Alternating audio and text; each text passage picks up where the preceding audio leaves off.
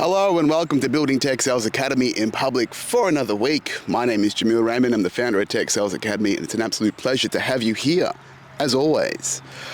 This week, we are continuing part 2 of my greatest 10 lessons from 5 years of transformation. 5 years ago in March 2020, the start of the pandemic, I began a complete physical, mental, and spiritual transformation that has completely changed my life, has spiritually awoken me, and has completely changed my perception of the world for the better. You would have seen that in last week's episode. Maybe not. Oh, we've got a couple of people coming through, and that is totally fine. I'm here in Melton Botanical Gardens for those playing at home. G'day.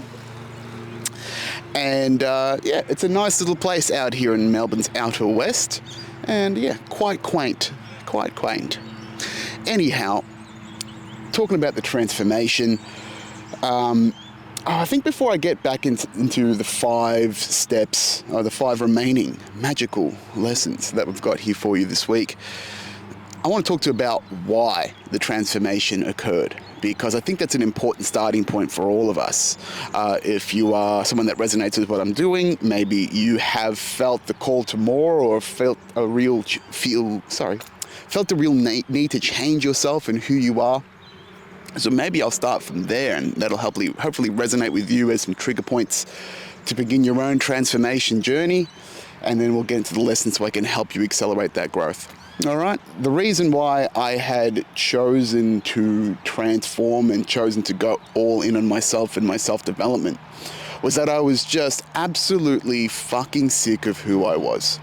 And up until that point, I was 29 years old, 29 and a half. And up until that point, I had lived through my 20s not being authentically me. I knew that I was a talented individual, a gifted child that had a lot of potential academically that wasn't never realized.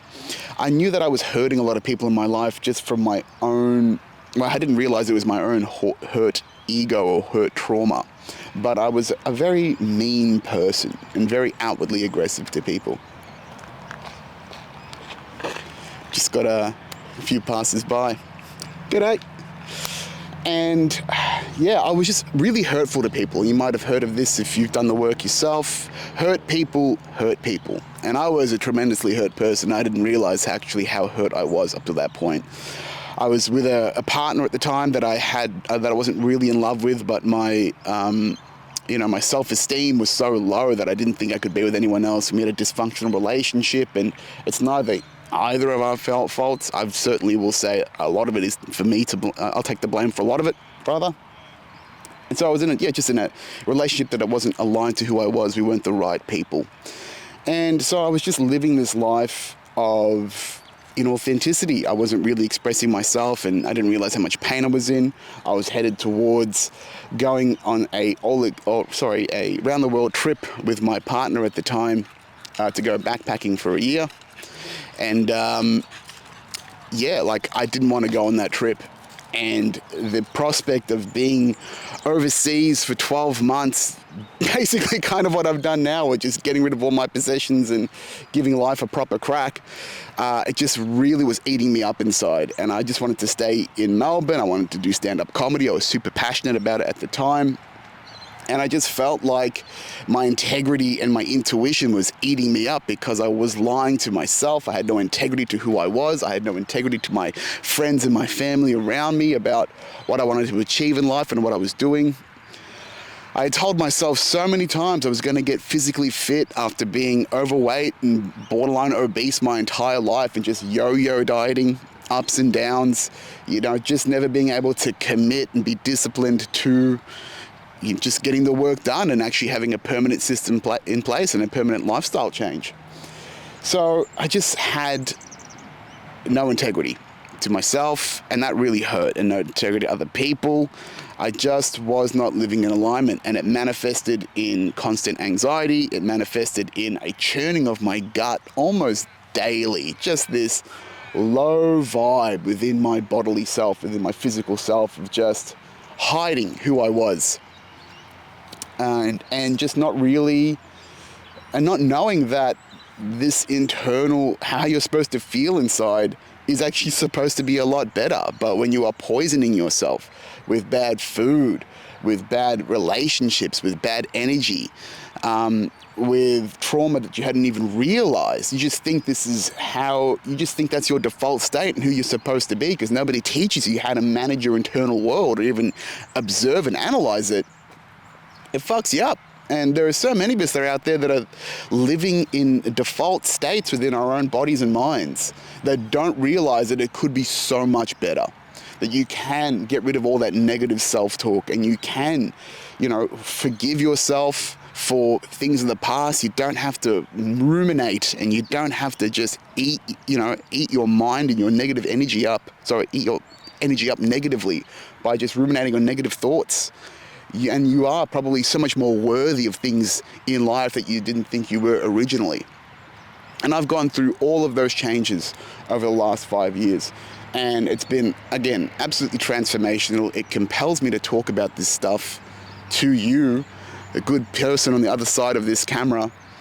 I don't even really know who you are, but it just compels me to talk about this so often, because this is the healing that we need in the world, right? I recognize that within myself, how my life and my optimism for the world has completely changed. I will be quite honest, I'm in a very low state and have been for a while because of all the family bullshit that I've been dealing with for a long time. So I'm going to go to Thailand this week and take 2 weeks off from everything and just disconnect and fill my cup up again. But without that knowledge of knowing that I need to fill my own cup, I need to heal myself, I need to look after me first so I can be as present in the world and present to you, good people, on the other side of this camera that are listening to this. That's part of the education, right? Is that there is so much more self-love, self-analysis, self-work that you need to do to actually show up in the world and achieve the things that you are going for in the world externally. Maybe it's progressing in your technology sales career, maybe it's being a better person, whatever it may be. My goal and my mission in this is to share the tools, the resources, the lessons that I've accumulated from 5 years of going real fucking deep, and sharing them with you in the hopes that you transform yourself and broadcast the good energy and the transformational aspect of yourselves that, can completely change your life. That's one of the greatest gifts I can give to you as an individual, and that's why I do this. Okay? So, if you are in a low state, know that there are so many tools and resources available to you to actually change your life, and here I can help you start with that, with the 5 most important lessons I've learned from 5 years of transformation. Yeah, that's right. I thought I said 10 years, but it's up to the last 5. I was right. Just to recap the last lessons, number 10 was the universe is mental. It's all about your mindset. It's all about your perspective. It's all about re-architecting the neurons, the thought processes, the emotions in your brain. In future episodes, we are going to talk about that in a lot more detail. Number 9 is discipline is divinity. You actually have to be disciplined, consistent, and directional in the places you want to take yourself to achieve your highest form and your highest self. Number 8 was to own your story, own who you are, accept your problems, accept your challenges in life, and use that as the baseline to grow from, okay? We all have stories, we all have problems, and we need to understand what are the shit stories in our lives that are not serving us inside our own heads, and what is the story of our true narrative that we need to build from so we can grow as individuals. Number 7 was unlearning is just as important as learning, rather, and we need to undo all of those, shitty softwares and those shitty thought processes and, caught up traumas and emotions that do not serve us. We have to uninstall those from our brains to make sure that we can replace them with new, more useful, more abundant processes and thoughts, okay? Number 6 was passion is free energy, right? Use the energy within yourself, your energy in the world of what excites you, what you're passionate about, as the breadcrumbs towards purpose in your life. And that is what I'm doing right here for you right now. Okay? Is that no matter what, no matter how awkward or strange this really feels, for me to show up and put this shit out on the internet, or, especially on things like LinkedIn, where you're supposed to be professional, but everyone's fucking damaged on that platform because we all are damaged. The passion of what I have to be compelled to talk about this is what drives me to do it, right? So those are the first 5. Now, number 5, right? The good stuff, the juice of this lesson and this video is everything you want is outside your comfort zone, okay? One of the fundamentals to mastering yourself and mastering this game of life is to observe, analyze, and understand your ego, okay? And your ego is that, ooh, butterfly. And that ego is a lot of what you perceive yourself to be, your own internal state, your own internal dialogue. Most people, 99% of the world, probably 99.9% of the world, don't know and don't recognize that our egos are predominantly the voices inside our head, and they are not our primary voices. They are the collective of the internal mental and energetic state of ourselves, and they reflect and manifest in our thoughts. 99.9% of the world does not realize that their egos and the voices inside their heads are not them. We are raised not to challenge our thoughts inside our head, our internal narrative, but really the ego is a reflection of our internal emotional and cognitive state. It is also a defense mechanism, a survival mechanism from the earlier years, the earlier versions of ourselves when we were hunter-gatherers and we feared the unknown and we feared the predator, right? The ego is there to be a psychological defense mechanism against the unknown, because the unknown could lead to death for us. And that's what the brain still has. It still has that old school mentality that everything out in the world is out to kill us. Now everything out in the world is just there to take our money, which is a lot less detrimental to our well-being, depending on how much you spend. So as you grow into the unfamiliar parts of yourself, as you progress through your growth journey, at every level, you are going to feel a level of mental and psychological discomfort. And that is the worry of judgment of other people. That is the worry of what if it goes wrong? What if I get hurt? You know, you get anxiety from your brain not being able to control the outcomes of, putting yourself at was a perceived psychological or emotional risk. That is what the ego does. And then it manifests itself in thoughts like, man, people are gonna laugh at me. Man, what if this goes horrifically wrong? What if my parents judge me? What if my friends see this and I get really embarrassed, right? You just make up these excuses in your head every time you want to do something new in your life. Maybe it's you're going to the gym and you're like, man, I'm overweight and I'm fat and I'm scared that people are gonna judge me for being fat at the gym. No, they're not. They're actually happy that you were out there doing the work. Maybe you're doing something like this, public speaking, just being out in the world, and you're like, man, what if people in the street make fun of me? Well, we've seen people walk past multiple times, and they just go about their day. No one gives a shit. They're in their own little world, right? So you have to understand that at every level of growth, at every dimension of your life, you will face this psychological and egoic hurt, and it'll feel thick, it'll feel scary. And the closer you get to that edge within yourself of where you're trying to expand, you will hear those voices and it'll feel thick, it'll feel almost impenetrable. But that is the illusion of the mind, right? And as you actually pass through those fears into the other side of whatever you've done, you realize, what the fuck was I even scared about to begin with, right? What was I really afraid of? And it's all here. It's all a manifestation of the mind. And at every level of your growth, right? Even now for myself as being, a top performer in sales, every opportunity, every time I go for a cold call, and all of that, right? Every activity where you don't feel like you want to do it, you have to do it, you're always facing that resistance of the ego. But the top performers in life, they all have that, right? Everyone has that, but they just get better at acknowledging that that is part of the process of growth. And some of the more hardcore motherfuckers will actually just get after it and recognize that that pain and that discomfort is actually something to aim for in life, because that's where the growth is, right? Everything you want is outside your comfort zone. This is the lesson, right? So if all of your success is on the other side of discomfort, physical, emotional, psychological, wherever those blocks are, aim for it, right? Aim for it as a good starting point. And just recognize that that is a part of who you are, and you will always have that problem, and that's totally okay. And that is part of the process. Sorry, I just had an ant on me, and there's bull ants here in Australia, which could mean very painful bites, so just in case. But yes, everything you want is outside your comfort zone. Say hello to your ego, get used to it, because you're going to be facing it for the rest of your life. Transformation lesson number 4 is to seek help, guidance, and community, okay?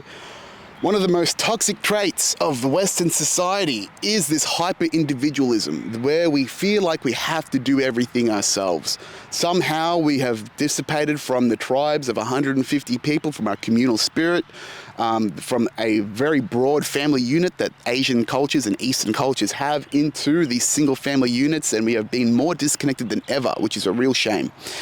And you know, we think we have to be self-made people, but no man is an island. No individual has really, truly done things themselves. We are all connected to each other, and we are all connected to each other through our trusted human emotional network. But people don't realize that, which is another lesson further down. But, man, I can tell you for sure, like, feeling like I have to do it all myself is certainly one of my most prevalent mental challenges and bullshits that I need to break through in my own head, as someone that is hyper vigilant and hyper independent as a result of my own traumas. I feel like I have to do everything myself. I was essentially raised an only child until 12 years old, and then I was the eldest of the children, so it wasn't like I could rely on anyone else. And I was raised as a latchkey kid. I was left alone a lot, so I did have to fend for myself emotionally and conditionally a lot through my childhood. So even now, when things get tough, I'm not very good at asking for help. I need to ask more for more help. And it wasn't until I actually had my breakdown in 2019 and the realization that, man, I can't do this on my own. Is that, g'day, bud? Until I realized that I couldn't do it by myself, and I had to actually outsource my physical and mental health to professionals, did things really change for me. So what I had done was, this time 5 years ago, I got a fitness coach called Nikita Yudevichenko. Great dude, absolutely transformed me, as you've seen from some of the photos.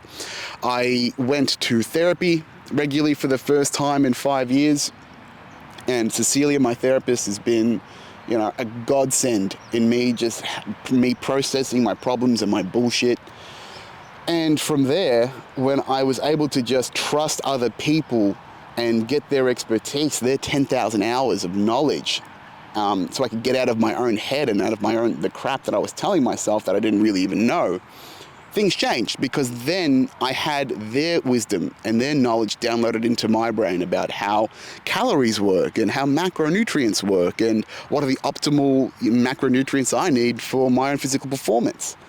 You know, for therapy and mental health, about just actually just processing and talking about my emotions, which I never ever did, and they just manifested in pain. And though it was, how you doing? Even though it manifested in awkwardness and it felt like this strange purging, like an emotional vomit to begin with, it was actually quite cathartic just to release that emotionally trapped energy inside me and allow myself the space to heal. And then understanding things like my nervous system and how that impacts, you know, your entire perception of the world. It's actually our first sense, not our sixth sense, which is our intuition. All of that completely changed my perception of the world, right? Re-architected from best practices is the best way to put that. So the lesson from that is, you know, invest in other people that have gone up the mountain. And that's what I offer now with what I do here, is that I've gotten to the top of the mountain in technology sales. I've gotten a fair way up to the mountain of transforming myself. And really, what I do in my business nowadays and why I do this content is to show you the map of the mountain, right? And be that guide, be that mentor. You can take my 10,000 hours, take my obsession with this, please. It's a waste for me to just keep this in my own head and not share this with the world, because it is so helpful to people, right?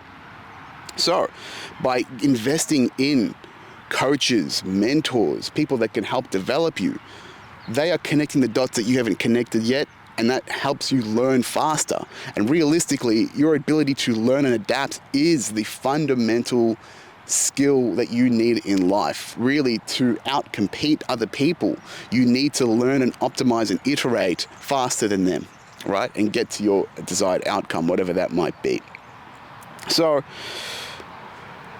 find your mentors, find your people, find people that you can trust that can help you on your journey, right? Who do you vibe with? Who do you feel like you can learn a lot from? Right? That can be, an elder in the business, like an older rep in the sales business. That could be a good sales manager if they are legitimately a great manager. It could be someone like myself, right? And this is what I do here, is that I find a lot of purpose and I get a lot of great energy from being of service to other people through this transformational stuff.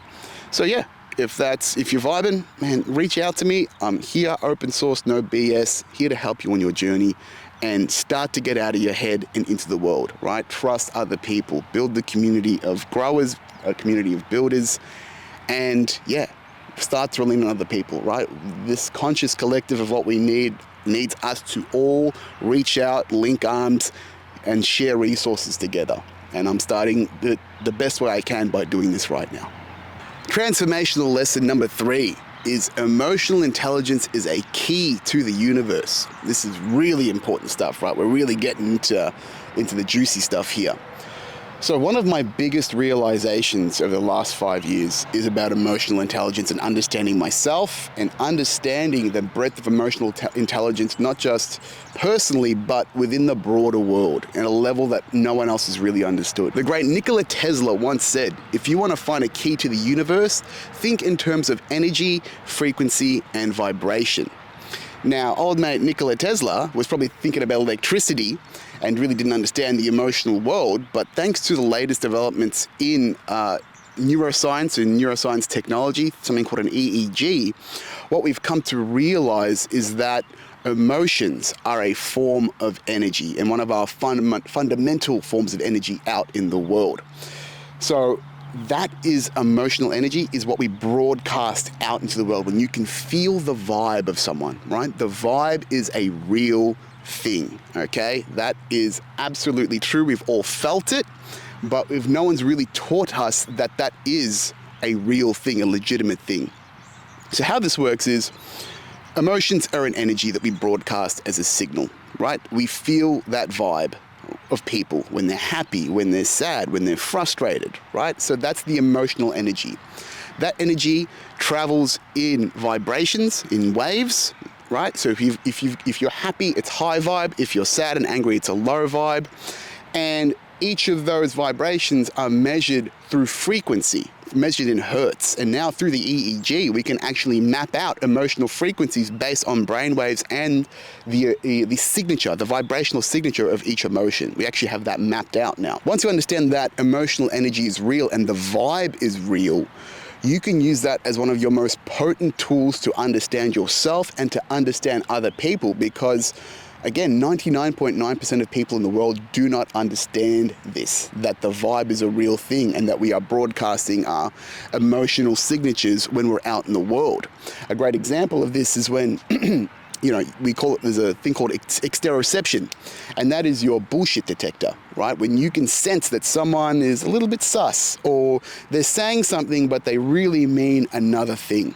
And that is us actually picking up subconscious cues. That is us actually picking up on the emotional tone of the way someone says something, or we can feel the misalignment of their intent in their bodies because they think that they're outsmarting you in their heads, but we emanate this emotional intelligence from our bodies, from our entire nervous systems, right? And that's how we broadcast that out into the world. What we call our gut or our intuition, which is often called our sixth sense, is actually our first sense, and that is coming from our nervous systems. And our nervous systems are the master network of our organs and our sensory beings that actually develop before our senses. So the nervous system is a sense within itself. That's how we pick up emotional energy. That's where we store emotional trauma, right, is in our nervous systems. And so our sixth sense in life are actually our first, right? Because that's actually how we connect to our mothers. We actually emotionally attune to our environment and our parents when we are children. And that's how we learn about anxiety and how to act and operate within the world, is through emotional sensing. So when your mother is stressed, you take on that anxiety. When there's arguments in the house and you are a child, you take on that emotional damage of the argument and you feel insecure emotionally. And that's what leads to trauma, and that leads to a lot of developmental childhood issues. And that's something that I've had to unpack a lot of in recent times. So when we are out in the world, we are doing sales, for example, our ability to read people, our emotional intelligence, is the secret superpower. When we say we are great with people, we are actually great at using our nervous systems to attune to people and read them well. We can empathize with them. And that is really what we think is a secret weapon, has always been part of our personal toolkit the entire time. Just no one has taught us in the right order of how that actually works. The school system has not taught us the right order of how we are supposed to perceive the world. And when you do the work, and you do trauma work and inner work, you find out about that. It's not until you ask yourself, really, it's not until you ask yourself, what the hell is wrong with me? And you become a bit of a trauma and a therapy nerd like I have over the last 5 years, do you realize that we've been taught about our perceptions of the world entirely wrong. And this is why it's really important information for you to understand that now, and that's why it's number 3 on this list, is that emotional intelligence is a key to the universe.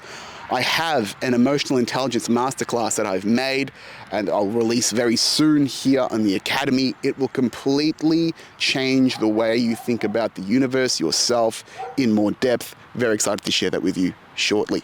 Transformation lesson number 2 is that you are a player in the universe's game. Right? You look around, this big, beautiful earth, this big, beautiful universe, and you can't help but wonder, this can't just be a coincidence, right? And the more you live in alignment to the principles of the universe, within an energetic alignment within yourself, when you share a gratitude to a higher power, to God, to whatever religion that you may be or have, there's no judgments here, you recognize how much the universe will actually work in your favor. Is that if you maintain a high vibe and an open heart of receivership and gratitude, that is you opening the signal to the universe and allowing better synchronicities to open up and completely change your life in ways that you've never ever seen before, right?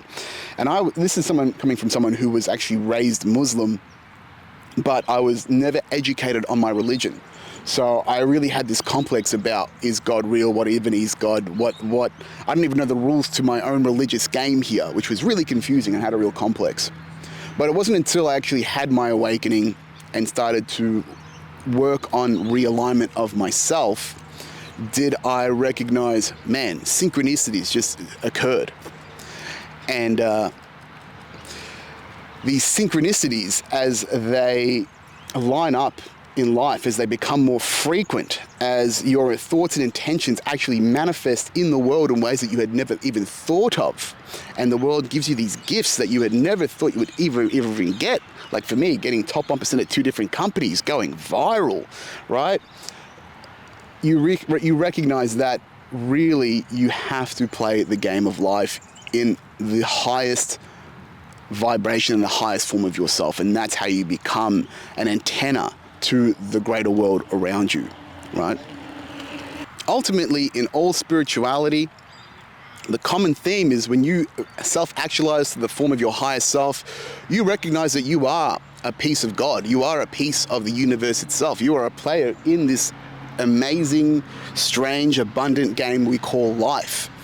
And that your highest form is to be a creator, just like God in the universe creates within itself. You create these little worlds. You create good energy in the people that you love. If you're in sales or if you've got a hobby, you're actually creating, you are manifesting things into existence through the way that you talk and the way that you intend with people. And we are creatives in our own little way. And then the great people of the world, the great artists, they are just creatives within themselves, and they are world building, just like God, the universe, whatever it is, has created this world for us, and we exist within it. So everyone talks about main character energy lately and people being NPCs. Well, someone had to design the main character and the NPCs in the world, right? So if you can embody that main character and you can realize that if you are a main character, then you're a main character in a game, then you've got to wonder what that game is and what's the best way to play it. And the best way that people have found to play it is through philosophy, through service, through being good, net positive energy in the world. And that's what we need to do as well in this game, right? Is the more you give out into the world, the more you give good service, the more you are good to people, that reciprocates into the synchronicities of life, of the universe rewarding you for being a good person of being of service to other people. And that is something that I found time and time again by helping people, by operating at the highest frequency that I can of being of service and keeping my vibe up. Gifts, treasures of the universe just keep falling into my lap, and I'm eternally grateful. And again, this is why I just try and find the new level of doing weird, wonderful stuff out in the world to be of service to you on a bigger scale. To wrap this lesson up, I'm reminded by a great quote of the fantastic Alan Watts, where he says, "Man suffers for he takes seriously what the gods made for fun," right? Have more fun. If we are playing the game of life, have more fun. Things are so serious nowadays that even having fun and having joy in a world like this is rebellion, is defiance in some ways. So try and incorporate more fun into your life. That's what I'm going to be doing as well, because man, I have had a lot of serious times and I need to have a lot more fun in my life. So a great reminder to myself as well. The last and most important lesson in my 5 years of transformation is that it all starts with you, okay? The seed of who you are uniquely inside is planted into your gut, into your intuition, right? You are a seed of the greater universe that is planted into us at birth, and we need to nurture that. And that's one of our great missions in life to our own self-actualization, is to nurture that seed of who we are. And unfortunately, the world around us can be quite cruel and doesn't recognize that. We're a society that's perpetually in survival mode, of not allowing the unique growth of our individual selves, because we have to focus on the mass production of getting things out into the world, right? And we have to service so many people, not as individuals, but as a collective or as a homogenized level, because we just have so many things to do at once.